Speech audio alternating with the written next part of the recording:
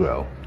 I mean, every other group that came as an immigrant somehow, not easily, but somehow got around it. Is it just the fact that Negroes are black? White America must see that no other ethnic group has been a slave on American soil.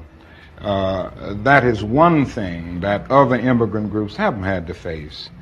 The other thing is that the color became a stigma. American society made the Negro's color a stigma. America freed the slaves in 1863 through the Emancipation Proclamation of Abraham Lincoln, but gave the slaves no land or nothing in reality, and as a matter of fact, to get started on. At the same time, America was giving away millions of acres of land in the West and the Midwest, which meant that there was a willingness to give the white peasants from Europe an economic base.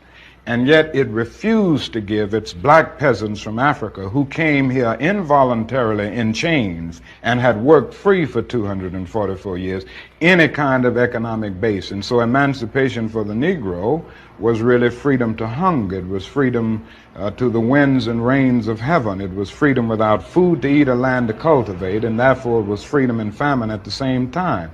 And when white Americans tell the Negro to lift himself by his own bootstraps, they don't look over the legacy of slavery and segregation. I believe we ought to do all we can and seek to lift ourselves by our own bootstraps, but it's a cruel jest to say to a bootless man that he ought to lift himself by his own bootstraps. And many Negroes, by the thousands and millions, have been left bootless as a result of all of these years of oppression and as a result of a society that deliberately made his color a stigma and something worthless and degrading.